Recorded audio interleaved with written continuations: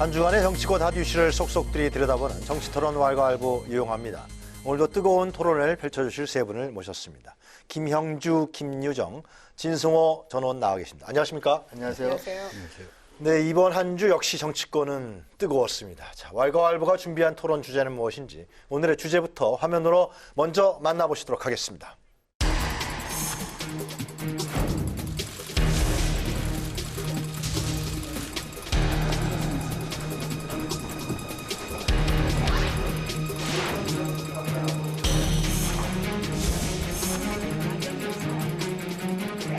무작정 시간을 기다릴 수만은 없습니다.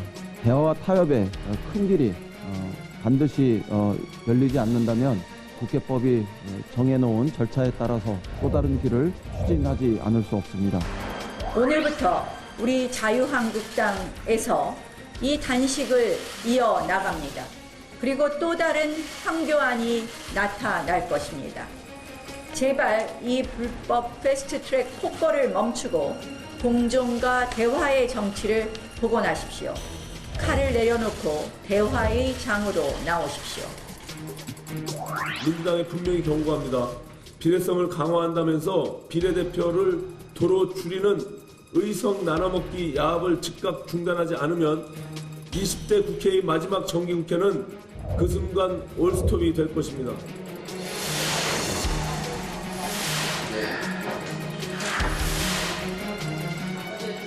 가결되었음을 선포합니다.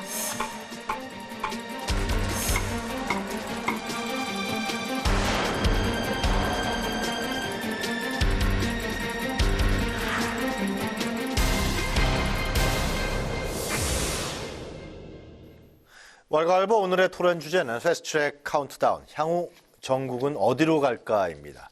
이 패스트트랙으로 지정된 선거법 개정안이 지난 수요일 영실기에서 국회 본회의에 자동 부의된 데 이어서 이 검찰개혁 법안도 12월 3일 부의를 앞두게 되고, 그럼에 따라 정치권에는 전운이 고조되고 있습니다. 야당인 더불어민주당은 마지막 순간까지 협상을 이어가겠다 그렇겠지만 타협이 안 되면 한국당을 배제하고 절차대로 처리하겠다는 입장을 밝히고 있습니다. 한국당은 자동 부의는 불법이고 또 무효다.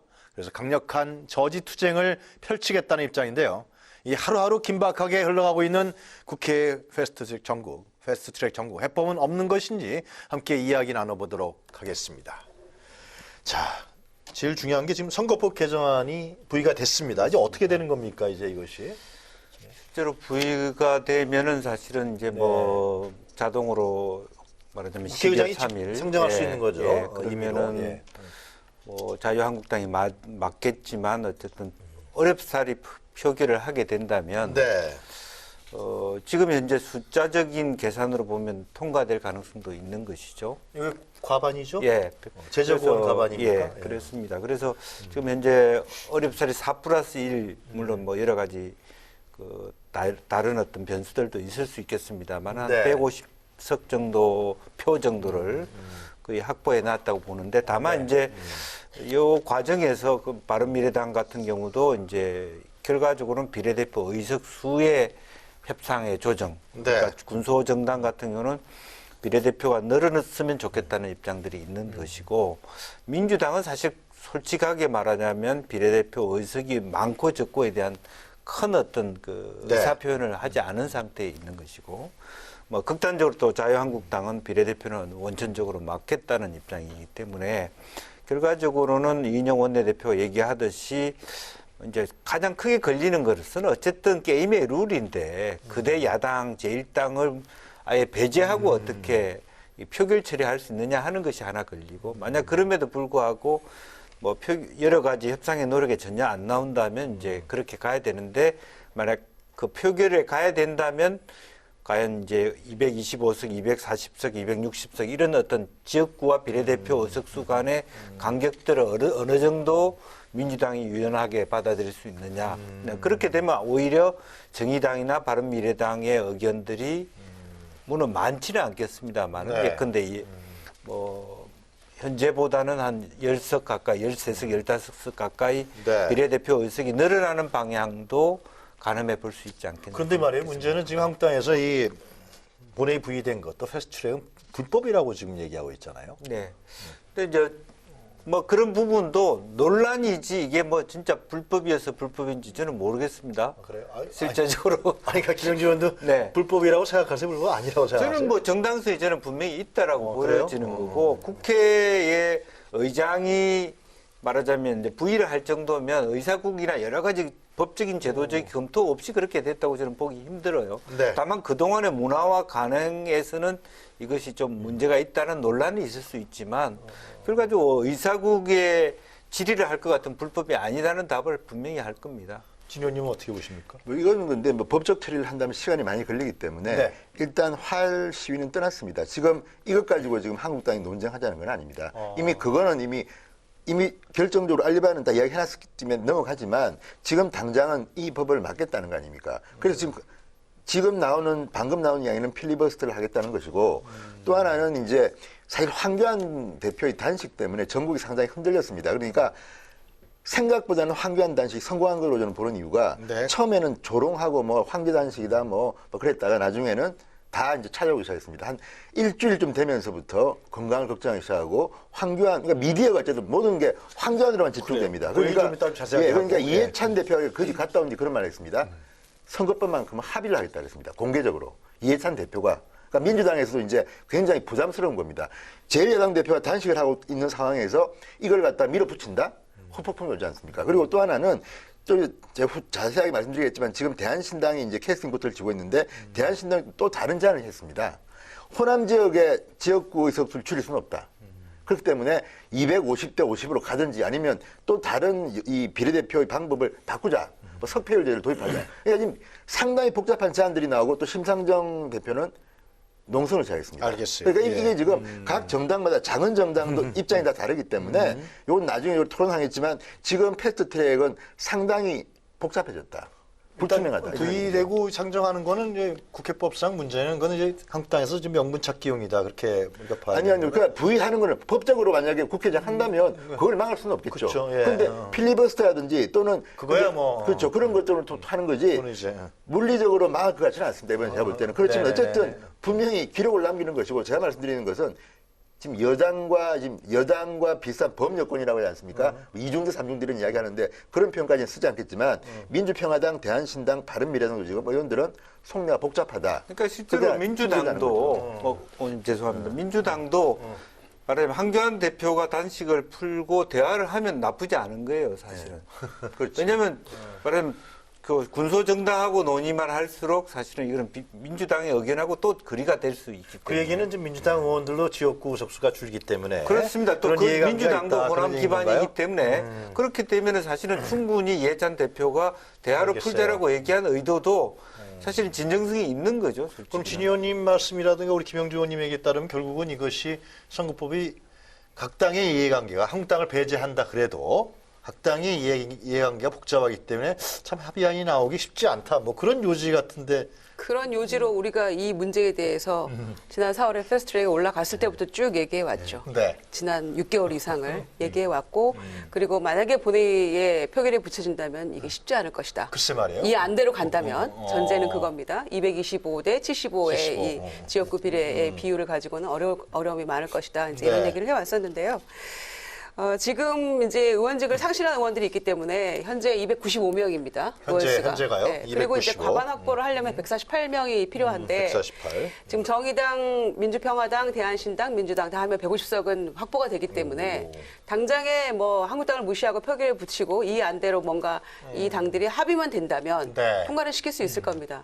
그런데 이제 바른미래당이 이 공수처법이나 선거법 같이 또 그 함께 또 야사당 공조했을 때 여당과 또 함께했던 부분이 있는데 지금 당내 이제 분란 상황이고요. 그리고 지금 나머지 당만 가지고도 일단 숫자는 확보는 되는데 문제는 그 각각의 당들이 모두 입장이 다르다는 것이고요. 그리고 이제 한국당과의 협상을 위해서 뭐 250대 50 이런 얘기가 나오는데 그건 좀 자, 그러면 지금 지역구가 253석이잖아요. 비례가 47명이고. 그런데 그 3명 가지고 하려고 4월부터 이 난리를 쳤던가라는 것에 대해서 모두가 회의하고 있는 것이죠. 연동형 비례제의 의미가 전혀 없어지고 의미가 없어지는 거죠. 그래서 그거는 무리다. 이렇게 얘기하고 있는 거고. 그래서 지금 정의당도 이 정도면 수긍할 수 있다라고 하는 안이 240대 60 안이잖아요. 그러면은 지역구 13석을 조정을 해야 되는 건데. 네. 이제 여기에 대한신당이나 또 민주당 내 겉으로 그 표면적으로 얘기는 못하지만 속으로 부글부글 하고 있는 수도권 네. 의원들이 있는 것이죠. 예. 호남과 수도권 중심으로 조정이 될 가능성이 매우 높은 거죠. 그래서 대한신당에서는 지역구를 축소하고 이런 거는 안 된다. 그러니 차라리 솔직하게 민주당의 총대를 메고 왜 집권 여당이 조금 더 리스크를 감수하려고 하지 않느냐라고 얘기하면서 오히려 의원 정수를 늘려야 된다라고 지금 이제 주장하고 있는 거죠. 의원 정수 올리면 모든 게 다 해결되는 거죠. 그렇죠. 그런데 그게 저는 현실적으로 실현 불가능하다는 걸 대한신당도 알고 있을 거라고 생각합니다. 왜냐하면 국민 정서상 도저히 의원 정수를 300 이상 늘리는 건 불가능하다는 걸 모두가 알고 있다는 전제하에 뭔가 협상을 하기 위한 지렛대 삼으려는 그런 그 얘기라고 보고요. 그래서 이제 240대 60안까지가 나왔는데 잠깐만, 그러면 연동형 비례제의 의미가 괜찮아요? 240대 60표도요? 그래도 적용하면서 그래서 이제 연동형을 지난번에는 약간 조금 이 왜곡됐다고 해야 될까요? 연동형 50% 연동형 예, 뭐 이렇게 준연동형. 나왔었죠. 준연동형이잖아요. 그러면- 근데 이거는 연동형 이제 100% 하자 뭐 이런 얘기도 나오고 있는 거죠. 아, 240대 60으로 해갖고요? 100% 연동형을 도입하자. 그 이런 가능합니까? 의원 정수가 안 느는데도? 가능하죠. 근데 예. 그래서 지금 이제 여러 가지 안들이 나오고 있기 때문에 한국당이 표면적으로는 이거 불법이다 뭐다 이렇게 얘기를 하고 있습니다만은 와서 협상에 같이 임해야 되는 것이고요. 그러면 한국당이 들어와서 협상에 임할 룸이 좀 생기는 거 아니에요? 지금 말씀 들어보니까. 생기는 거죠. 그렇죠. 그래서 한국당도 속으로는 이거 협상하자 이제라는 의원들이 있는 것이고요. 그리고 민주당 내부에서도 솔직히 우리가 이제 그 공수처법 때문에 이렇게 강행을 했지만 사실은 민주당이 원하는 건 공수처법 통과 아닙니까? 그렇죠. 선거법은 부차적인 문제죠. 그렇죠. 그래서 내부에서는 우리가 했던 관행대로 선거법은 여야가 함께 해야 되는 거 아니냐. 한국당 버리고 갈 수는 없지 않느냐라는 얘기가 내부에서 나오기 시작하는 거죠. 그래서 지금은 강대강 대치 국면입니다만은 저는 조만간 협상할 수 있을 거라고 생각하고요. 우리가 왜 협상할 수 있냐고 제가 단정적으로 얘기할 수 있냐면 작년 예산안 처리 때문에 그러는 겁니다. 작년에 민주당하고 한국당이 소위 야합해가지고 통과시켰잖아요. 그러네요. 그런 것처럼 절대로 함께할 수 없을 것 같은 두 당이 이해관계가 맞으면 할 수도 있는 겁니다. 그래서 저는 그렇다고 공수처법 통과를 위해서 선거법을 만약에 두 당끼리만 머리를 맞대고 해버리면 나머지 당들이 반발해서 통과 안 될 다 무산돼 버릴 수 있거든요. 그래서 저는 절충안을 마련을 해서 이걸 하지 않으면 안 된다. 그리고 이제 11월 27일 날 부의가 됐기 때문에 네. 그 60일 이내에는 뭐 의장이 언제든지 상정할 수 있는 거잖아요. 그리고 60일이 지나면 자동으로 상정이 되기 때문에 막을 수가 없군요, 이거는. 1월 중순이면은 어쨌거나 문제는 해결이 돼야 되는 겁니다. 그래서 저는 한국당이 이제 좀 빨리 협상에 임하고 저렇게 계속해서 이 독한 언어들로 목리 부리지 말고 결국에는 협상해서 타결할 수밖에 없다고 생각합니다. 240대 60으로 하면 한국당도 나름대로 수긍할 수 있는 여지가 있다. 뭐 그런 말씀이신 것 같은데. 뭐 실제로 보면 이제 그게 진영이한테 이제 여쭤봐야 되나? 뭐 리더십의 문제겠죠. 그러니까 원내대표가 어떤 그런 내용들 여러 가지 이해관계가 있는 어떤 영남급 의원들 뭐 자유한국당 경우에 그런 분들은 의석수가 비례로 들어간- 돌리면 되는 거 아니에요? 뭐 이제 석별제도 그런 있고. 부분에 대한 어떤 그 당내에서의 분위기 또 리더십 그다음에 이제 자유한국당은 어쨌든 나경원 원내대표 이후에 이제 원내대표 선거를 앞두고 네. 있는 부분의 기류 이것이 어떻게 상호작용하느냐에 따라서 달려 있는 문제라고 보여집니다. 근데 이거는 이제 현실적으로 볼 때 첫 번째는 저는 그냥 불가능하다 보는 이유가 불가능해요, 첫째는 또? 한국당은 법적으로 힘들더라면 어쨌든 반대를 합니다, 명무상. 왜냐하면 한국당이 낸 선거제법안은 아시다시피 국회의원 수를 10% 줄이는 270명으로 하고 비례대표를 아예 없애는 겁니다. 그건 좀 너무했던 거 아니에요? 아니죠. 그렇게 너무했다. 그거는 앵커 입장에서 공작을 우리 해야 되니까 한국당 입장은 그겁니다. 근데 문제는 그걸 가지고 토론하면 되는 거 아닙니까? 그런데 이제 문제는 지금 이 짧은 시간 동안 그 토론이 가능하겠느냐는 제가 말씀을 드리는 건데 예. 한국당뿐만 아니라 지금 민주당도 민병도 의원이 어제 그 페이스북 올린 글 보셨습니까? 수도권 의원입니다. 서울에. 그런데도 반대한 이유가 지금 대한민국 같은 대통령제 국가에서 이런 식으로 하게 되면 굉장히 다당제도에서 불안해진다, 전국이. 심지어는 민주당 지지자들이 이제 돌을 던질 것이다. 저는 인정합니다. 그리고 또 하나는 바른미래당 입장에서도 어떤 일이 벌어지느냐. 지금 225대 70으로 올라가 있는 원안 있지 않습니까? 그거를 할 때의 바른미래당 의석수하고 지금 나오는 250대 50 또는 260대 40, 뭐 240대 60 한다고 칩시다. 100% 연동제를 하게 되면 어떤 일이 벌어지느냐. 시뮬레이션 돌린 걸 보니까 250대 50을 하고 100% 연동제를 하면 정의당은 지금 상황에서 딱 해보니까 6석에서 25석이 됩니다. 제일 혜택을 보는 건 정의당입니다. 민주당도 재미 못 보고 한국당도 재미 못 보고 제일 비참한 데는 바른미래당입니다. 지금. 왜냐하면 당 어떻게 지지율이 그렇게 나오죠? 아니 지금 지지율 있지 않습니까? 어디서 그렇게 나온 거예요? 아니 이거는 리얼미터가 이제 리얼미터의 지지율 있지 않습니까? 원래는 국민의당 시절에는 20% 현재 지지율? 그렇죠. 그러니까 지난 총선이 아니라? 당연하죠. 지금 상황으로 심리체를 돌리면 민주당도 재미 못 보고 한국당은 조금 더 재미 보고 제일 혜택을 보는 거는 뭐 대한신당이나 이제 특히 정의당은 압도적으로 확 올라가는데 지금 지지율이 높으니까.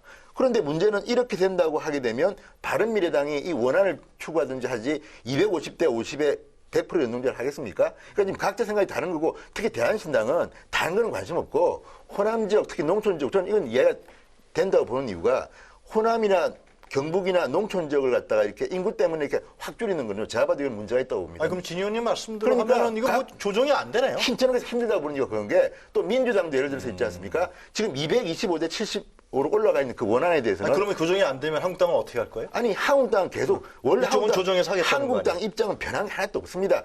당 대표가 단식 죽기를 각오하고 단식하면서 안 된다는 거게 이게 입장이고요. 그렇지만 법적으로 국회법에 따라서 정상적인 절차를 간다면 한국당이 막을 수는 솔직히 그건 막을 수 없습니다. 없다. 그건 어떻게 하겠습니까? 그런데 일단 지금 입장은 그렇다는 것이고 필리버스터까지 한다는 건데 그것도 두고 보면 알 테죠. 그런데 바른미래당도 필리버스터를 뭐 공수처법이나 한다는 거 아닙니까? 그래서 저는 이게 10일이 한번 데드라인이 있습니다. 10일이 정기국회. 그다음에 17일이 예비후보 등록일입니다. 국회의원.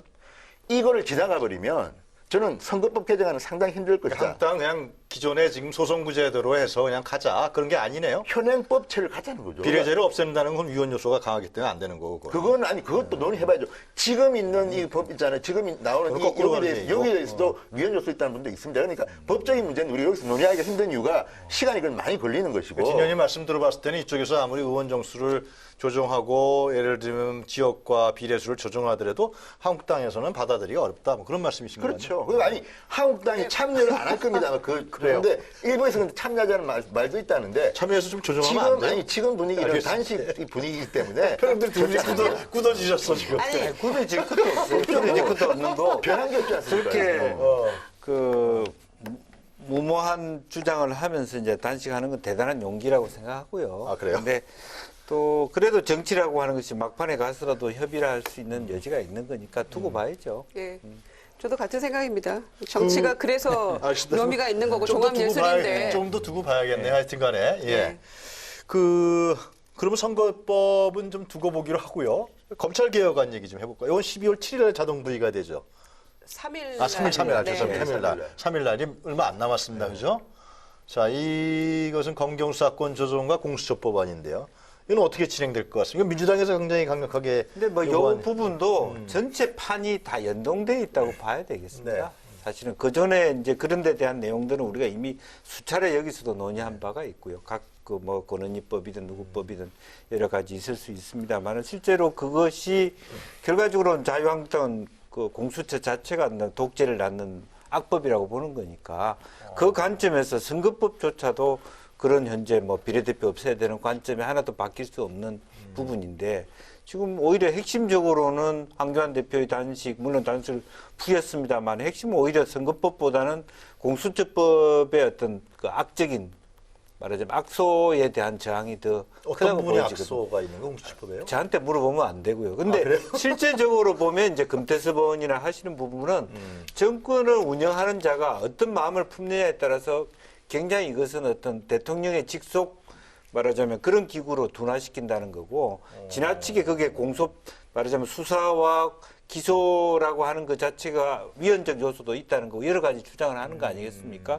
기본적으로 기괴한 말하자면 처음으로는 현재의 청와대 정무수석실에 있는 공직기관 비서관이나 반부패 정도실에서 할 일을 실제로 독자적인 기구로 만났을 때 현재 검찰 기구에 비해서 기괴한 거고 아무리 대통령 현재의 의지로는 이것은 매우 중립적이다라고 하고 그 기관장을 객관적으로 뽑는다 하고 또 심지어는 국회에서 통과시킨다 하더라도 경우에 따라서 누가 말하자면 대통령에 따라서 이것이 기관의 성격이 매우 비민주적인 것 혹은 그 기존의 어떤 정권에 충성할 수 있는 그런 기제로 바꿀 수 있는 위험적 요소를 내포하고 있다라고 하는 것이 여러 가지 반대하는 사람들의 요소 아닙니까? 그걸 이제 자유한국당에서는 좀 더 정치적으로 강한 용어로 독재적이다 이렇게 표현하는 그걸 거고요. 국회에서 이 공수처 법안을 지금 말씀하신 어떤 우려되는 사항을 한국당에서 그걸 조정할 수는 없습니까? 그렇게까지 뼈대가 틀린 거예요, 이 공수처 법안이요? 네, 그래서 백혜련 법안과 권은희 법안의 네. 뭔가 절충점을 찾아야 된다는 거고요. 네. 단식 중인 황교안 대표를 찾아가서 홍준표 전 대표가 한 얘기가 네. 공수처 이 검찰개혁법은 내어주고 홍준표 선거법은 우리가 지키자 뭐 이런 얘기 한 게 저는 그래도 대통령 후보까지 한 홍준표 전 대표의 내공이 있는 발언이라고 저는 생각을 해요. 애초에 그거는 꿰뚫어 보는 거 아닙니까? 이 거대 이 두 양당의 어떤 양당 정치의 폐해 때문에 사실 우리가 개헌 얘기까지 했던 거고, 네. 그리고 어떤 제3의 정당, 다당제의 어떤 필요성 이런 얘기 나온 거고, 그래서 연동형 비례대표까지 그래서 내가 찍은 민심 그대로의 어떤 그 의석 배분 이런 얘기 나왔던 거 아닙니까? 네. 그래서 저는 이제 공수처법은 협상하면 될 수 있다고 생각하는데 한국당이 계속해서 얘기하고 있는 게 문재인 정부의 어떤 장기 집권을 위한 포석이다 이런 얘기를 하잖아요. 근데 제가 법은 다르지만 과거 미디어법 저지 투쟁을 했을 때 그 추억이 떠올라서 추억이라고 해야 될지 기억이 새롭게 떠올랐는데 그때 민주당에서 저희가 했던 얘기가 장기 집권 저지였어요. 이 미디어법 종편을 탄생시킨 네. 그 미디어법이 MB악법, 미디어법 저지하자 이렇게 네. 얘기했던 건데 결국에는 정권 교체도 하고 제3기 민주정부가 들어선 거잖아요. 아, 그래요? 그러니까 제가 보기에는 한국당이 이걸 너무 두려워할 필요도 없고요. 또 이 여야가 협의해서 이렇게 가면 또 제3의 좋은 안이 나올 수 있다고 생각합니다. 그래서 공수처법이나 이 검찰 개혁에 대한 의지는 국민들이 모두가 원하고 있고 모두라고 하면 또 한국당이 반발할 테니까 네. 대다수가 원하고 있는 그런 법안이기 때문에 이 부분에 대해서까지 한국당이 결사 저지하고 또 무슨 선거법은 절대 안 된다 이렇게 얘기하고 불법이다 이렇게 얘기해버리면 그럼 집권 여당 을 했어야죠. 제1야당이 껌껌이 모두 다 반대해버리면 야당 마음대로 어떻게 모든 게 됩니까? 그래서 협의가 필요한 거고 협상과 타협이 필요한 것인데 전혀 그런 모습 보이지 않고 무조건 안 된다라는 식으로만 나와버리면은 더 이상 얘기하기 어려운 거죠. 그래서 이인영 원내대표가 그러면 가지 않은 길을 가겠다. 그 가지 않은 길이라는 게 한국당 빼고 가는 길 아닙니까? 그런 얘기까지가 극단적으로 나오기 때문에 이렇게 되면 전혀 타협과 협상의 여지가 없어지고 다 강대강 대치밖에 안 되는 거잖아요. 날짜는 별로 없는데. 그래서 저는 한국당이 전향적으로 황 대표가 단식도 이제 멈추셨다고 하니까 네. 협상에 임하는 게 이 모든 것을 푸는 해결의 실마리가 된다 생각합니다. 공수처법 관련해서 우리 진 의원님 말씀 좀 들어보시죠. 근데 일단 저는 공수처법 자체가 이 발상 자체가 반민주적이라고 생각합니다. 발상 자체가? 왜냐하면 금태섭 민주당의 초선 의원이 정확하게 찍지 않았습니까? OECD 어느 국가에도 없는 특이한 조직이 하나 등장한다.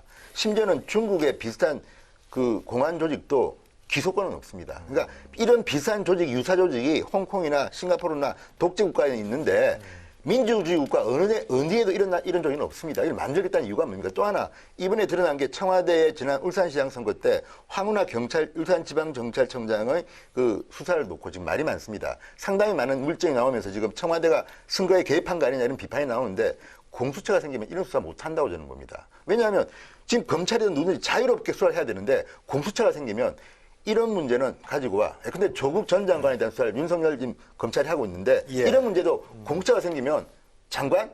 이거는 공수처가 할 거야. 가져와 그러면 검찰이 수사하다가도 가져와야 됩니다. 그러면 만약에 공수장과 공수처를 장악한 권력이 있다고 가정을 하면 공수처를 이용해서 공직자나 국회의원이나 판사나 검사나 완전히 장악할 수 있는 거 아닙니까? 그러니까 우리는 최악의 경우를 대비해야 한다는 겁니다. 잠깐만요. 공수처장을 대통령이 그냥 완전 지명하는 겁니까? 아니잖아요. 아니, 임명은 대통령이 하고요. 임명이 어차피 대통령 아니, 국가니까. 그 그룹이 그 공수처장을 지명하는 이 인원들이 있지 추천위원회, 않습니까? 추천위원회. 그게 친여적인 분들로 구성되기 때문에 마음만 먹으면 가능합니다, 그게. 그걸 좀 바꾸면 되잖아요. 그러니까 중립적으로. 그게 바로 이제 권한이 안도 있고 그런데 처음부터 이런 발상 자체가 처음에 그 또 하나는 공수처 검사와 수사관을 구성하는 방법도 제가 볼 때는 상당히 문제가 있습니다. 그러니까 이런 것들이 이미 상당히 많이 그때 문제가 있다고 비판을 했는데도 밀어붙인 거 아닙니까? 게다가 검경수사권 조정안 이거는요.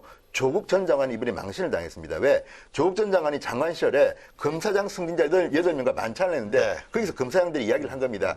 이런 문제가 있는데 아시는지요? 모르는데요. 바꿔야겠네요. 그래가지고 그런 게 여러 개가 나왔습니다. 그러니까 그런 경우는 예를 들어서 황운하 그 당시에 이제 이 경찰청장이 지방에서 무리한 수사를 할 때 검찰이 중단시킬 수 없습니다. 그러니까 네. 이런 것들을 보면 조국 민정수석 시절에 그런 것도 모르고 이런 검경수사권 조정 법안을 만들었나? 굉장히 그냥 전문가들 볼 때는 무식한 법안인 겁니다. 그런데 이런 것들이 그걸 갖다가 민주당도 인정을 했습니다. 이미 어느 부분에 대해서는. 이번에 조국이 몰라 알지 않습니까? 그러니까 이런 것들을 보면 어떻게 이런 걸 던져놓고 패스트 트랙 올립니까? 기본적으로는 공직자의 부피를 방지하자는 게 발상이잖아요, 사실은. 그걸 검찰도 견제하는 거고 실제로. 그래서 이제 그것에 대해서 그것이 나쁜 것이냐, 국민들은 그것은 그 방향으로 가야 된다는 것이고, 다만 지금 이야기 나온 것 중에 정말 뭐 선진 제도를 비교해 봤을 때 기소권이 있느냐 없느냐가 문제되면 기소권을 안 주는 방법, 혹은 공직자 비리수사처장을 더욱더 중립성을 강화한다거나 구성 요소를 굉장히 또 말하자면 대통령 컨트롤할 수 없도록 하는 그런 것에 집중해서 이 문제를 해서 이제 국회 동의를 받대요. 그래서 그거야지 뭐 민주당 안에 금태섭 의원이 이런 거 없다라고 얘기하는 것이 발상 전체가 잘못됐다는 것으로 비판될 수는 없다, 저는 그렇게 생각합니다. 아니, 금태섭 의원은 검사 출신인데 내부에서 뭐 이를테면 과거에 한국당, 한나라당의 소장파 의원 같은 역할을 하고 있는 셈이죠. 그러니까 나름 본인의 소신껏 바른말 한다 이런 취지로 뭐 그 주장을 하고 있는 것인데, 저는 뭐 개인적으로는 본인이 그런 주장하는 건 자유라고 생각합니다. 그러나 김학의 전 차관이 최근에 무죄 나는 걸 보고요. 공소시효가 공소시효이기 때문이고, 뭐 본인은 뭐 가르마 얘기하면서 나 아니다 이러는데 결국엔 법원에서도 김학의가 맞다라고 인정한 거 아닙니까? 동영상 속의 주인공이. 그 김학의 전 차관 사건은 정말 이 모든 국민을 이 공분을 샀고 너무 부끄러운 일이었는데도 이렇게 지나가잖아요, 유야무야. 공수처법이 있었다면 이렇게 지나갈 수 있었을까요? 검찰이 6년 전에만 수사했으면은 이렇지 않았다라는 거예요. 그렇죠. 그래서 제대로 수사 안 하고 이렇게 유야무야 묻혀버렸고, 공수처법이 있었다면 이렇게 지나갈 수는 없었던 일이라고 생각하기 때문에, 김영란법이 처음에 만들어졌을 때 온갖 우려와 뭐 염려와 이게 되겠느냐라고 이 공직자들이 걱정하고 불편해했던 것처럼, 저는 이 공수처법도 지금 이렇게 많은 논란 속에 있지만 반드시 만들어져야 될 법이라고 생각하는 겁니다. 김학의 전 사건을 보더라도, 전 차관 사건을 보더라도 저는 반드시 필요한 법안이기 때문에. 생각이 너무 대립돼서 참. 제가 근데 개인적인 생각도 좀 다른데 한국당과도. 저는 근데 지금 이제 김 의원님 말씀처럼 지금 이제 검찰이라든지 특수한 직종에 있는 사람들에 대한 그 수사가 공정하지 못하다. 왜? 검사만 기소 독점권을 가지고 있으니까 검사들은 보호한다는 겁니다. 이 문제는 해결해야 됩니다. 그래서 저는 반부패 수사처, 이거는 한국당 공식 의견은 아니고 권성동 의원 같이 이제 검사 출신 의원이 낸 아이디어인데, 그러니까 반부패 수사처가, 그러니까 미국 FBI 같은 걸 만들자는 겁니다. 근데 이거는 뭐냐면 기소권은 없습니다. 그렇지만 공무원들 갖다 수사할 수 있는, 자유롭게 수사할 검사도 할 수 수 있는, 있는. 그러니까 검사든 판사든 공직자를 하는데, 다만 이거는 검사가 수사하는 걸 가지고 빼들어올 수는 없습니다. 그렇지만 어쨌든 이런 걸 특별하게 만들어서 지금 말하는 그런 것들을 하게 하자는 그런 아이디어도 있는데, 그래서 어떤 경우는 저는 공수처법이 왜 지금 문제가 되느냐 하면, 제가 봐도 일단 공수처장을 임명하는 그 결정 과정부터, 또 이게 또 지금 선거제 개정안하고 연결되기 때문에, 왜냐하면 선거제 개정안이 되게 되면 일당이 과반을 하기가 힘듭니다. 제가 볼 때는.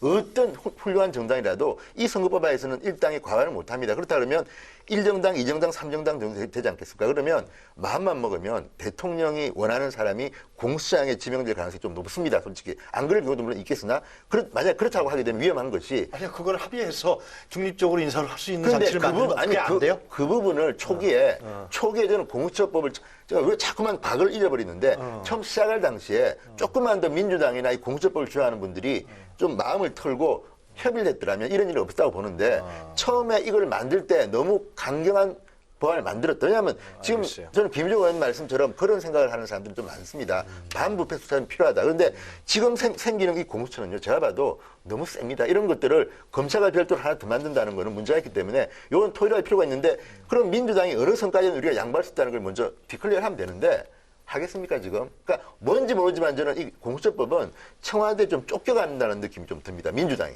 그런 생각이 듭니다. 지금은 하여튼 그 기간 동안에 우리가 사실 초창기부터 논의를 하면서도 충분히 그런 논의를 하고 말하자면 자유한국당의 의견을 받아들일 용의가 있다는데 계속 거리에 나돌고 시간을 거기서 다 하고 아직도 근본적으로 큰 틀에서의 대결적 요소 저거는 악법이다. 그러니까 그런 어떤 논법에 빠져 있어서 지금이라도 좀 어떻게 같이 얘기할 방안은 없어요? 저는 그 논의안이 계속 논의됐다는 것 자체만 하더라도 충분히 논의 가능성이 있다는 걸 열어놓고 얘기했고 초창기부터 민주당은 이것은 지금 당장 내일 표결을 하자는 거 아니지 않느냐. 예. 좀 세다 하더라도 그런 의견이 있으면 충분히 큰 틀에서의 어떤 그 말하자면 본심을 가지고 갈 수 있었다는 건데 너무 많이 밖에서 그 설전하다가 그 시간 낭비했다. 알겠습니다. 일단은 좀 답답하네요. 여야가 4+1 네. 함께 패스트트랙에 올렸던 그 여야당이 네. 함께 좀 두 가지 안을 단일안으로 일단 만들자. 만들어서 공수처안에 대해서. 그렇죠. 만들어서 일단 그러니까 두 가지 안이 합쳐져서 하나가 안이 나와야지 자꾸만 그렇겠네요. 두 개가 팽팽하게 이렇게 그러네요, 가고 있고 그건. 한국당은 아예 그냥 논의 자체에도 참여를 안 하고 있고 이런 상황이 이 국회를 보면서 국민이 어떤 생각하시겠습니까? 그래서 단일안을 만들어서 이거를 함께 하자는 뭐 서명도 받자 뭐 이런 얘기도 나오고 있는데 네.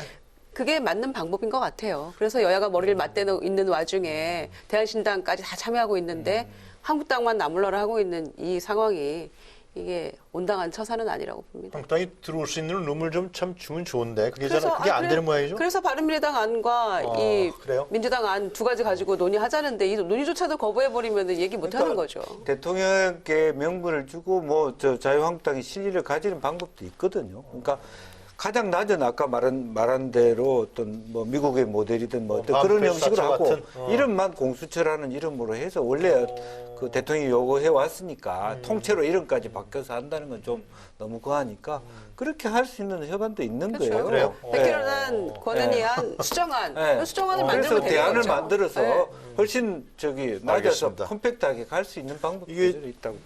이 개혁 법안도 12월 3일 날 부의되죠? 네. 부의되면 지금 문희상 의장 같은 경우는 선거법하고 검찰개혁법안을 같이 상정하겠다. 예산까지 예산까지 패키지로 하겠다 네, 이런 12월 생각이시죠. 12월. 사실 네. 그렇게 해야지 그게 통과될 가능성이 저는 높다고 봅니다. 그걸 따로따로 하면 앞에 예산안 통과되고 선거법 통과되면 그다음부터는 공수처법은 전혀 개의 힘들다. 그럴 수도 있는 것이기 때문에. 알겠습니다. 하여튼 뭐 좀 지역구 의석수와 비례수를 조정하는 그런 부분에 룸을 좀 줄 수 있다. 아니면 이제 공수처 위상을 좀 다운시켜갖고 그동안에 뭐 그런 룸을 좀 형태에 많이 줄 수 있다.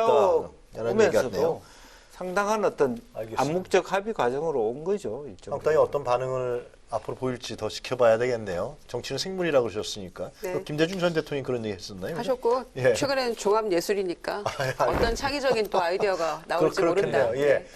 자, 우리 한교안 대표 얘기 좀 할까요? 그렇죠? 단식은 이제 그만하기로 하신 거죠? 8일 단식 하신 거죠? 그렇죠. 미염을 드시고 계신다네요. 이제. 네. 지금 연세대학교 세브란스 병원에 그죠? 예. 예. 그렇죠. 근데 이제 그 황교안 대표가 단식을 처음 시작할 때 분위기를 보면 시간이 흐를수록 좀 힘이 세진 이유는 첫 번째는 그 한국과 일본 정부가 지소미아 연장을 발표할 때부터 이제 힘이 세진 것 같습니다. 그러니까 참 묘한 게 여론이라는 게 그 순간부터 갑자기 황교안 대표가 이제 청와대를 고수하기 시작했습니다. 그리고 시간이 흐르면서 이제 황교안 대표가 더 이상 체력적으로 버티기 힘들어져서 들어 누웠습니다. 그러니까 한 사흘 정도를 황교안 대표가 보니까 사람들이 지나가는 한복판에 그 앉아서 단식 농성을 한 겁니다. 그러니까 이분이 정치인이 아니라서 단식하는 요령 같은 걸 잘 몰랐던 모양입니다. 그러니까 그래서 오히려 신선하다는 표현이 나온 이유가 앉아서 이렇게 계속 단식을 한 겁니다. 그냥. 게다가 날씨가 상당히 차가웠는데 그러다 보니까 상당히 체력적으로 소진이 된 것 같습니다. 그래서 8일째 밤이죠. 11시쯤에 이제 의식을 잃어서 네. 그 부인이 발견해서 최지영 씨가 이제 그 옆에 있던 의료진 자원봉사자가 한 몇 분 계셨던 모양입니다. 보니까 큰일 났다. 그래서 이제 신촌 세브란스로 119 응급대가 싣고 왔고 한 1시간 50분, 한 2시간 만에 어쨌든 의식은 회복했고 그 뒤에도 말을 하면서 나는 단식하겠다고 그랬다는데 결국은 이제 오늘 그러니까 금요일 오후부터 미염을 들시기 시작했으니까 단식은 끝난 겁니다. 끝난 네. 것이고 지금 이거는 어쨌든 생각보다는 저는 나름대로 히트를 좀 친 것 같습니다. 그러니까 이게 이 영향력이 간단치 않았던 게 첫째는 미디어입니다. 미디어가 황교안 단식에 다 그냥 블랙홀처럼 빠져들어가 버린 겁니다. 황교안 단식장에 누가 다녀갔나, 뭐 유승민이 다녀갔나, 이해찬이 다녀갔나, 이낙연이 다녀갔나 이런 식으로 뉴스가 나오다 보니까 지금 사실 국회에서 벌어지고 있는 많은 일들은 미안한 말씀이지만 우리 언론도 좀 문제는 있다고 보는 이유가 그런 것들보다는 재밌는 걸 하다 보니까 황교안이 언론의 중심에 서버린 겁니다. 그러니까 황교안 단식의 그 효과는 그런 것으로 해서 이제야 한국당이 아주 반대하는 거예요. 선거제. 저게 뭐지? 이렇게 이제 쉽게 하면 국민들한테 주는 겁니다. 왜냐하면 그냥 공수처법 하면 국민들은 국회의원들, 검사들, 대통령 수사하는 거구나, 좋은 데구나 생각하는 거죠. 이게 솔직히 말하면 뭔지는 잘 모릅니다. 그런데 어쨌든 국민 여론은 공수처법에 찬성하는 의견이 많은 거는 퀘스천에 그러니까 여론 문화에 따라 좀 바뀌긴 하는 이유가 그런 거고 또 선거법도 마찬가지입니다. 알겠습니다. 예. 한국당 선거법 제외한 거 있지 않습니까? 그런 게 오히려 여론조사를 통해 준 보면 의원님 말씀 황교안 없습니다. 대표 단식을 통해 갖고 상당히 언론에 관심을 받게 됐다. 그런 거 아니겠어요? 정치적 관심을. 그죠? 또 두 번째는 한국당 주장하는 부분도 상당히 알려지게 됐고. 다른 분 얘기 좀 듣죠. 예. 뭐 일단은 김세현 의원이 얘기했던 부분, 자유한국당 또 일부 언론에서 자유한국당에 대한 굉장히 날선 비판 이런 것들을 잠재우는 데는 성공했다라는 거고. 내부적으로. 예, 황교안 대표의 단식으로 인해서 그리고 정말 처음에는 사실은 황제의 단식이냐 비냥 그리는 것도 있었지만 그걸 정말 마치 종교인의 정말 단식처럼 굉장히 말하자면 장께 부리지 않고 단식을 함으로써 정광훈 목사 찾아오는 바에 그렇게 된 거 아닌가요? 그건? 뭐 그거하고 상관이 저는 없을 상관없었습니다. 거라고 예. 보여집니다. 이제 그렇게 하면서 말하자면 물 소금도 끊을 정도로 그렇게 정말 소금도 안 드셨더라고요. 정말. 그런 정도로 천막 안에서 하는 것도 아니고 그렇게 해서 단식을 함으로써 이게 결기가 있는 사람이다. 당내의 자범을 줄이는 부분은 이제 거기까지는 성공했다고 하는데 이제 실질적으로 문제는 이게 오래 갈 수 있는 것이냐. 그만뒀는데요. 단식은 그만뒀지만 단식으로 얻은 리더십을 이 리더십과 이 성과가 머지않아 이제 다시 한번 지역구가 매석이 되느냐 총선이 가까우면 도루묵이 될 가능성이 매우 높다. 공천 문제가 예, 있고. 이제 그런 부분에서 구조적인 면에서의 리더십이 확고한 말하자면 어떤 체제를 형성해 갔다고 보기에는 아직 평가하기는 이르다. 다만 제가 느낄 때는 박근혜 전 대통령이 한나라당 천막 당사라든지 여러 가지 피격당하면서도 다른 지역을 살폈던 그런 아주 공주처럼 느꼈을 때부터 한나라당을 구한 말하자면 우파를 구한 리더십을 세우는 그 과정에 어떻게 보면 벤치마킹적인 역할에서는 성공했다 저는 그런 평가를 하고 싶습니다. 당내 결속을 다지는 데는 상당한 기여를 했다. 네. 이렇게 평가하고요. 그러나 그게 봉합 수준이지 근본적인 치유법은 되지 못했다. 봉합 수준이다. 네, 이렇게 생각합니다. 왜냐하면은 죽기를 각오하고 내가 단식하겠다. 그리고 그 패스트트랙에 올라 있는 법안들을 저지하겠다. 이렇게 얘기를 하고 아까 말씀하신 대로 금식기도 하듯이 나트륨 물도 끊고 물도 거의 많이 안 드셨다고 하니까 그렇게 단식하고 있는 또 더군다나 거의 풍찬 노숙하듯이 청와대 앞에서 난로도 없이 이런 대표를 두고 뭐라고 얘기하기는 어렵겠죠. 그래서 당내에도 잠시 갈등은 봉합 국면이지만 이건 언젠가는 또 터지게 되어 있다. 이렇게 생각하고요. 그렇지만 지금 조국 전 장관 사태 때 이쪽 진영에서 했던 그 구호가 있었잖아요. 우리가 조국이다. 이런 얘기 나왔었잖아요. 그러면서 조국에 대해서 굉장히 이제 소위 지지하고 편들고 했던 이 민주당 쪽의 지지자들과 똑같은 양상이 지금 보여지고 있는 것 같아요. 그래서 지금 정미경 신보라 최고위원이 뭐 단식을 이어받아서 그렇죠. 예. 단식을 하고 있던데 거기에 내세운 캐치프레이즈가 우리가 황교안이다더라고요. 그러면서 우리가 계속 이어가겠다 이렇게 얘기를 하고 있는데 뭐 나경원 원내대표는 협상을 해야 되는 원내대표니까 안 하고 있는지 모르겠지만 우리가 단식을 계속 이어갈 것이다 이렇게 얘기를 하고 있어요. 그래서 내부 결속을 다지는 정도에 그친다. 저는 이렇게 평가하고요. 다만 이 패스트트랙에서 이거를 한국당이 선택지가 별로 없어요. 아까 말씀하신 대로 필리버스터를 한다거나 본인들이 공언했던 대로 의원직 총사퇴를 한다거나 아니면은 협상에 임하는 그 정도 세 가지 선택지 외에는 없는데 세 개 다 지금 사실은 어려움이 있는 거죠. 필리버스터를 한다고 해도 또 임시국회 열어버리고 또 처리할 수도 있는 거죠. 그러니까 끝날 때까지 쭉 뭐 12월 10일까지 필리버스터를 계속 설사 해낸다고 하더라도 네. 임시국회 또 열면 하는 거죠. 처리해버릴 수 있는 거죠. 아까 숫자 저희가 얘기했잖아요. 가능성은 분명히 이 민주당과 이쪽 야당에게 있는 것인데 절반이 넘으니까. 그렇죠. 그러나 이제 어떻게든 협상을 통해서 이 7개월간 끌어온 이 국면을 좀 아름답게 마무리하고 싶은 게 모든 정당의 마음일 거라고 봐요. 국민들 보기에도 좀 부끄럽고. 그런데 한국당이 계속해서 이렇게 끝까지 묵리를 부린다면 저는 도리 없이 본회의장에서 상정해서 표결을 붙일 수밖에 없다고 생각합니다. 그 얘기는 그게 마지막이죠. 다시 돌아왔던 건데 네. 황교안 대표 단식 부분에 대해서는 좀 우리 진 의원님하고 두 분 평가는 좀 다른 것 같아요. 두 분 내부 봉합적 수준이다라고 평가하는 것 같아요. 근데 저는 두 분 말씀도 일부 예. 의견은 동의하는데 다만 이제 이런 건 있는 것 같습니다. 황교안 대표가 그걸 계산했는지 안 했는지는 모르지만 네. 황교안이 이제 리더십으로서 얻은 몇 가지가 있는데 그 중에 하나는 지금 민주당이 내년 총선을 앞두고 이제 총선 룰을 만들고 물갈이를 대폭 하겠다고 했는데 이번에 한국당이 사실은 더 훨씬 더 큰 폭의 물갈이를 발표했습니다. 50%. 예, 50%. 결과적으로 50%고 3분의 1 갖다가 이제 현역 의원들을 배제하겠다 그랬는데 그게 사실 일반 황교안 대표가 그런 상태가 아니고 일반적인 상태에서 발표했다고 하면 아마 상당히 반발이 있을 겁니다. 우리가 볼 때는 지금 20대 국회의원들 너무 못한다. 다 바꿔야 한다고 이야기하지만 당하는 의원들 입장에서 볼 때는 나는 훌륭한 사람이야. 감히 나를 바꿔 이런 생각을 하거든요. 그런데 50%를 물갈이하겠다는 거를 박맹우 사무총장이 어쩌면 제가 볼 때는 박맹우 총장 본인도 물갈이 될 수도 있습니다. 지금 그 박맹우 총장이 추구하는 그 물갈이 기준에 보면 이 울산 영남 아닙니까? 다선이죠. 그러니까 이런 것들을 보면 그럼에도 불구하고 박맹우 총장이 질러버리고 그때 내부적으로 부글부글 끓었다고 하지만 황교안 대표가 단식 중이고 하니까 반발을 못한 겁니다. 그러니까 이런 식의 얻은 것이 있고 또 하나는 이제 그 얘기는 잠깐만 죄송합니다. 예, 그러니까 당 반대로- 대표의 단식에 대한 결기로서 네. 공천의 50% 물갈이를 할 수 있는 어떤 그런 부분이 잠재버린 거죠. 생겼다. 반대로 이제 단점, 그러니까 문제점 중에 하나는 뭐냐면 그럼에도 불구하고 저는 걱정하는 거는 자 이게 이번에 보수 우파, 자유 우파를 결집시킨 데는 상당히 주요했다고 저는 봅니다. 지금 말씀하신 것처럼 박근혜를 연상시키는 희생정신인데 그럼에도 불구하고 저는 걱정이 내년 총선의 관건은 중도층을 얼마나 가져오느냐입니다. 사실은 지금 민주당이나 한국당이나 고정 지지표는 다 있습니다. 그런데 중원을 두고 하는데 지금 문재인 대통령이 상당히 비판받는 부분이 요즘 많지 않습니까? 뭐 황운하 케이스, 유재수 케이스, 뭐 조 케이스 그러니까 이런 것들을 보면 충분히 이거는 문재인 심판으로 할 만한 선거인데 그렇다면 중도층을 가져와야 됩니다. 이게 마찬가지로 민주당도 가져가야 되는 건데 그렇다면 이 단식으로 알겠어요. 이제 인한 이걸 갖다가 중도층을 얼마나 가져오느냐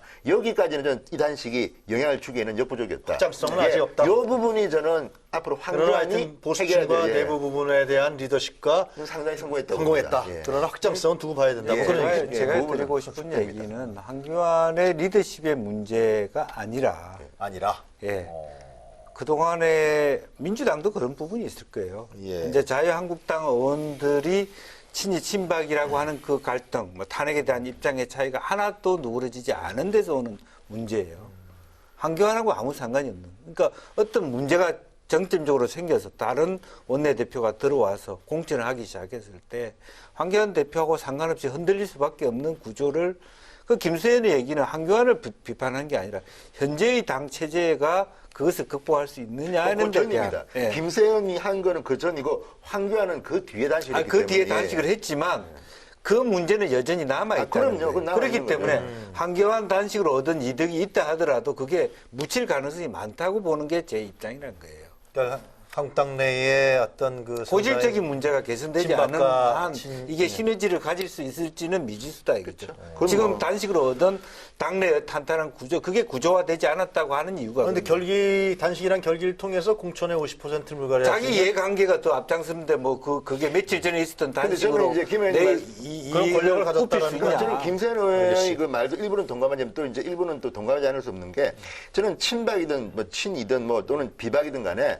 또 탄핵을 찬성했건 반대했든 간에 그 책임지는 과정에 있었던 분들 일부는 그냥 이번에 다 아마 공천받지 못할 거라고 좀 생각합니다. 왜냐하면 그분이 잘못이 아니라 그 시절에 리드했던 사람들은 원래 그 당시에 있었던 일에 대해서는 지도자들은 책임을 져야 되는 거기 때문에. 근데 뭐 박근혜 정권에서 장차관을 하고 뭐 좀 이렇게 했던 분들, 이런 분들 중에서 일부는 뭐 살아나겠지만 그게 바로 아까 말한 리더십이라는 게 황교안이 그런 일을 해야 된다는 겁니다. 그러니까 황 대표도 근데 박근혜 정권 때 총리했죠. 그러니까 저는 그래서 본인을 포함해서 저는 그 결정이라는 거는 희생에 따라야 되고, 황교안 대표가 다음 대통령 선거에 나온다면 예컨대 나오기 위해서는 이번 총선 때는 자기도? 나를 포함해서 박근혜 정부에 또 장관 이상 했던 사람들 나가지 말자든지, 또는 김무성 대표 같이 비박이더라도 그 당시에 알겠어요.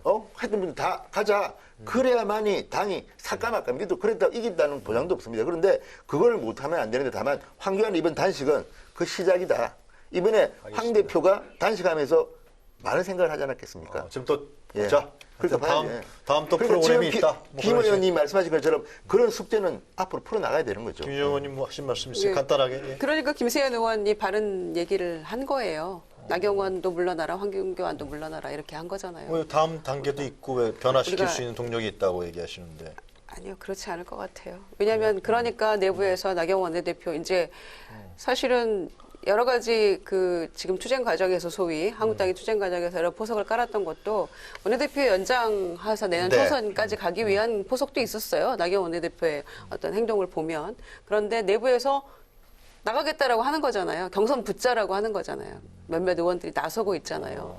그거는 현 체제로는 안 된다는 것에 대한 내부 의원들의 의중이 실린 거라고 볼 수 있어요. 근데 나서는 사람들이 그렇게 참신하거나 신선한 인물이 아니라는 것이 이제 한계가 있다고 보는데, 그래서 한국당이 알겠습니다. 외부 여건 때문에 뭐 대표 리더십이 일명 공고해 보이기도 하고 또 한국당이 좀 달라지나 이렇게 보이는 것 같아요.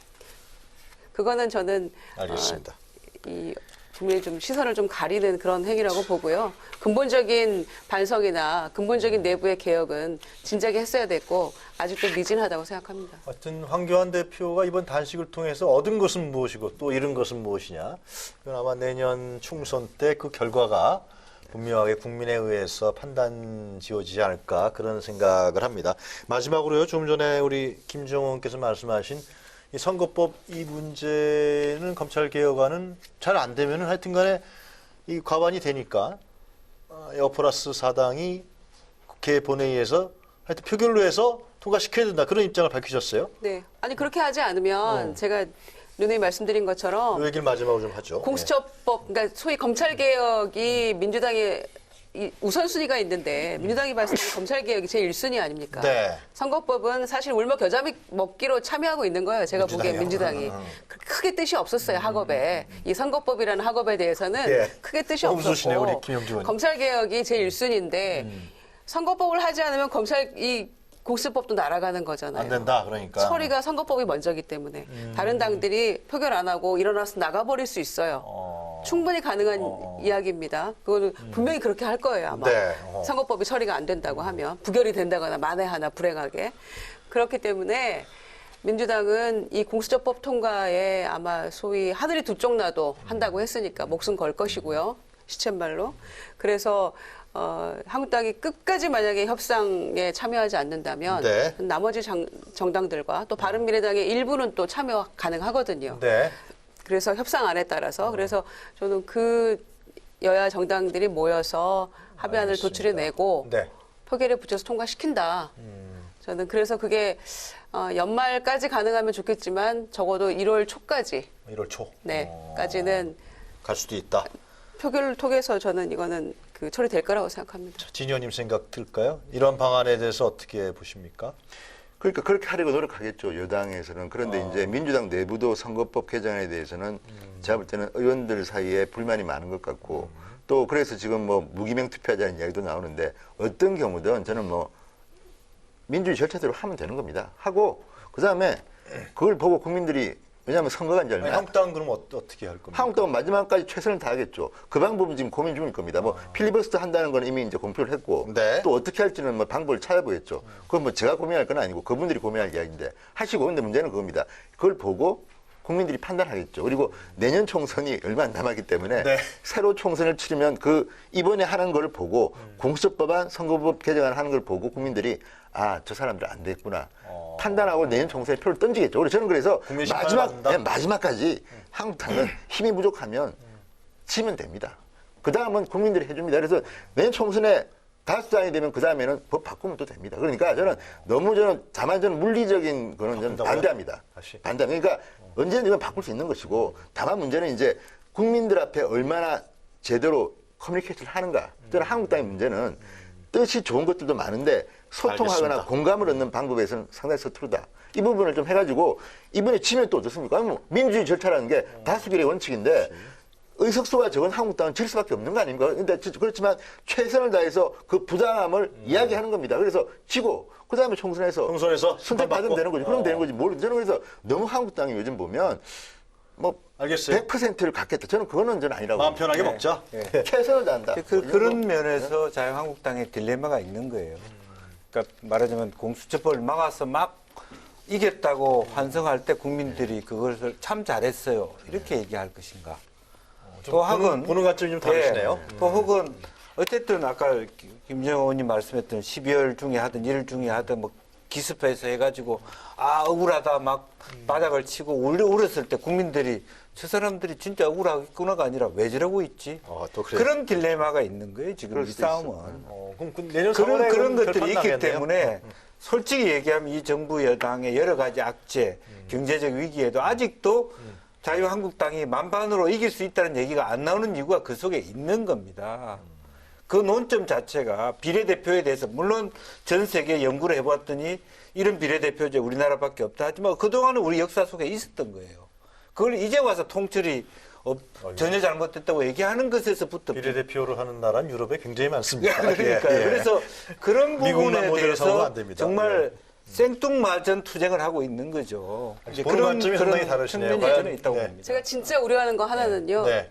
기후가 되길 바랍니다. 민주당과 한국당이 지난번 예산안 작년에 처리하는 것처럼 짭짭이했다.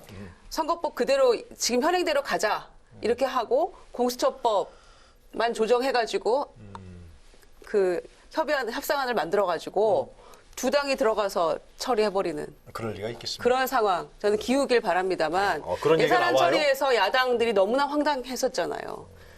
오늘까지 싸우다가 내일 처리한 거잖아요. 결론은 그래서 뭐냐면 그것만 좀 나갔으면 좋겠어요. 저는. 그 가능성까지 포함해서 국민의 심판이 기다리고 있는 겁니다. 몇 개월 안 남았네요, 그죠? 하여튼 진현님도 하여튼 이번 국회 결과 내년 4월에 다 판단나는 거 다 아니냐? 국민들이 예. 보고 계시는 거예요. 알겠습니다. 어떤 형태로. 알겠습니다. 자, 결국 국민의 심판과 국민의 판단이 중요하다. 그 결과에 따라서 어차피 정치는 움직일 수밖에 없다. 그렇게 얘기가 결론 나는 것 같습니다. 좀 시간이 좀 걸리겠네요, 그죠? 자, 저 사진 한 컷 보도록 할까요? 네, 사진 한 컷 이번에는 진성호 전 의원께서 먼저 준비하셨습니다. 네. 예, 조선중앙통신이 이제 23일인가 보도한 건데 김정은이 일단 창린도에서 해안포 사격을 지도하는 모습입니다. 네. 근데 저걸 보고 우리 군이 드디어 지난 평양 군사합의를 북한이 위반했다는 것을 인정했습니다. 9.19 군사합의 위반이다. 유감을 표명한다고 처음으로 말했는데 예. 그전에도 사실은 군사협정 위반들이 많았습니다. 그런데 상당히 참았는데 드디어 폭발한 겁니다. 그런데 저걸 갖다 군사위반이라고 하면서도 또 국방부가 욕을 먹은 이유는 저걸 이미 알고 있었습니다. 알고 있었는데 저게 보도가 되기 전까지는 참다가 보도가 되니까 이제 이건 빼도 박도 못한 위반이기 때문에 뒤늦게 인정했습니다. 그리고 어제 북한이 또 미사일인지 또는 방사포인지는 모르지만 쐈습니다. 일본은 미사일이라 그러고 우리는 방사포라 그러는데 이건 엄청난 또 그를 쐈습니다. 그러니까 이걸 보면 도대체 저는 대한민국의 외교 안보 라인에 있는 분들이 무슨 생각으로 지금 그 세금을 집에 월급으로 받아 가시는지. 왜냐하면 지금 문제는 북한이 이렇게 도발하고 대한민국의 자존심을 이렇게 짓밟고 있는데도 여기에 대한 대응을 제대로 하고 있냐는 겁니다. 그리고 이런 와중에서 또 뭐 문화체육관광부 장관이나 정부는 또 서울 평양 올림픽 하겠다고 또 뭐 무슨 대회도 열고. 근데 이런 거는요, 저는 아무리 평화를 누가 원하지 않습니까? 그런데 이런 식으로 도발하고 있는데 대한민국의 장관들은 대한민국의 아주 호화판으로 지금 뭐 파티를 벌이면서 올림픽을 같이 하자. 저는 이런 것들이야말로 왜 강경화 장관과 정경두 장관이 비판을 받느냐. 이번에도 저는 보니까 정경도 장관이 나름대로는 지소미아 연장할 때는 상당히 역할을 했다고 합니다. 이분이 또 일본 통이라고 하던데 공개된 거는 또 이미지가 다릅니다. 왜 그렇게 했습니까? 지금 뭔가 우리 국민이 볼 때는 대통령이나 우리 정부가 김정은한테 너무 끌려가는 것 같아. 저 좀 정신 좀 차리고 좀 자존심을 좀 찾았으면 좋겠다는 생각이 알겠습니다. 자, 김명주 전 의원의 사진 한 컷을 보도록 하겠습니다. 네, 나경원 원내대표가 우리 여러 당의 원내대표들과 미국을 갔다 왔는데 본인이 갔다 와서 브리핑하는 과정에서 예. 미국 정부에 대하여 총선 언저리에 북미 회담 열지 마라 이렇게 네. 얘기했다는 얘기를 해서 논란이 되고 있습니다. 그래서 이제 더 좀 제가 어이가 없다라고 생각하는 것은 기자들의 그런 얘기를 있었냐 물어봤더니 이번이 아니고 저번이다 이렇게 얘기를 했던 부분이 좀 저는 이해가 사실 안 됐습니다. 저번에는 괜찮다는 뜻인지 실제적으로 보면 우리가 힘을 모아서 무리한 주한미군 주둔 비용에 대한 어떤 것을 요구하고 단결된 힘을 보여야 될 텐데 지금 그 내용을 보면 사실은 미국 트럼프 대통령에게 한국 정부 믿지 마라, 꼼수에 속지 마라 이런 얘기를 한 것 같아서 저는 저도 뭐 미 국무성 연수를 갔다 왔습니다만 제가 놀랬던 것은 미국의 누구든 여야든 안보와 외교에 대해서는 한 목소리를 냈다라고 하는 것에 대해서 굉장히 말하자면 그 감명을 받은 게 있거든요. 그래서 최소한 그 얘기를 들었던 뭐 비건이든 누구든 미국 사람이 어떻게 생각했겠습니까? 그래요. 조금 아쉽다는 생각이 듭니다. 네, 자, 김유정 전 의원의 사진 한 컷을 보도록 하겠습니다. 바른미래당 권은희 의원인데요. 네. 오늘 좀 귀가 가려우실 것 같은데. 왜요? 아까도 패스트트랙 관련해서 네. 공수처 법안에서 우리가 많이 얘기를 했었는데 지금 이게 28일 날 법안 그 행안위 법안 소위장 앞에서 이제 법안 통과를 바라는 여러 민원인들이 지금 서 있는 모습이에요. 또 부처 뭐 민식이법, 관계자들도 있고 민식이법 그렇죠. 말씀하시는 그러니까 어린이 안전과 관련된 여러 가지 법안들, 이제 아이들 이름을 따서 만든 법들이 많았죠. 그리고 이제 여수 사건 관련해가지고 네. 지금 진상조사를 위한 어떤 특별법 이런 거에 대해서 조금 잘 해달라 이런 취지로 많은 민원인들이 그 지나가는 그 법안소 의원들에게 인사도 하고 뭐 이렇게 하는 모습들이 쭉 영상으로 나오더라고요. 네. 그런데 유독 저 권은희 의원이 굉장히 야멸차게 민원인을 뿌리치는 장면이 나왔어요. 아, 하지 마세요. 왜 이러세요? 이런 장면이 있어서 제가 저 타이틀을 도대체 왜 이러세요 의원님이라고 제가 권은희 의원에게 드리는 말씀이에요. 그러니까 본인은 해명을 곧바로 했는데 지역구 사무실 또 뭐 의원회관에 항상 열려 있고 차분하게 얘기하고 다 민원 듣고 있다. 그런데 이 법안 소위 앞에 그 좁은 통로에서 얘기를 뭔가 이 답변도 제대로 할 수 없는 그런 상황에서 민원인이 그렇게 붙들고 얘기를 하려고 하니까 본인이 그렇게 밖에 할 수 없었다라고 해명을 하는데 뭐 그 상황을 뭐 한편 이해하려고 노력은 합니다만 저는 노력이 잘 안 됐어요. 왜냐하면 우리가 법안소위나 뭐 예산 심사할 때 이렇게 쭉 들어가다 보면 많은 민원인들이 이해관계자들이 그 앞에 서 있습니다. 그리고 의원들을 붙들고 부탁을 해요. 그 앞에서 하는 부탁을 곧바로 통과시킬 수 있을 거라고 생각하는 민원인도 사실 별로 없습니다. 그런데 그 민원인들에게 이렇게까지 야멸차게 할 이유가 있었던 것인가. 그리고는 선거 때는 펴달라고 손 잡을 거 아닙니까? 그 앞에까지 와서 민원하는 사람들은 사회적 강자는 아닐 것 같아요. 그죠? 사회적 그럼요. 강자는 다른 방식으로 그리고, 프레스를 하죠. 그리고 그냥 여야 의원 모두에게 인사하면서 잘 부탁합니다 하는 거예요. 그럼 예, 제가 잘 살펴보겠습니다 하면 되는 겁니다. 그 자리에서 확답을 할 위치에 있지도 않아요. 모든 의원들이. 그런 상황인데 이렇게 하는 모습 보고 제가 굉장히 안타까웠습니다. 그러니까 이 경찰 출신으로 민주당에서 운전받아서 광주의 딸이라고 하면서 문희상 의장님이 발탁해서 내보내서 재선된 거 아닙니까? 국민의당으로. 그런데 이 법안소 앞에서 왜 이랬을까? 이분이 이런 생각이 들고요. 네. 모든 국회의원들이 이렇게는 하지 말아야 된다. 반면교사 삼아야 될 그런 장면이라고 생각했습니다. 나중에 지역구 가서 뭐 유감을 표명했다 그러죠? 네. 지역구에 유감 표명할 일은 아닌 것 같아요. 알겠습니다. 예. 자, 패스트트랙 전국의 긴장이 최고조에 달하면서 이제 법정 처리 시한이 이제 코앞으로 다가온 내년도 예산안과 또 민생 법안 심사가 뒷전으로 밀리고 있습니다. 패스트트랙이 그야말로 모든 정치 현안을 집어삼키는 블랙홀이 되고 있는데요. 이 전체적인 협상이 교착 상태에 빠진 지금 여야 모두에게 가장 필요한 것은 통 큰 정치력이 아닐까 싶습니다. 여야의 대치 국면이 이어질수록 그 피해는 그대로 국민에게 고스란히 돌아가는 만큼 모두 대승적인 차원으로 20대 국회를 좀 슬기롭게 마쳤으면 좋겠다, 그런 생각이 듭니다. 자, 정치토론 왈가왈부 오늘은 여기까지입니다. 세 분 수고하셨습니다. 저희는 다음 주 금요일에 다시 찾아뵙도록 하겠습니다. 감사합니다. 여기는 MBN 사고 들었는데.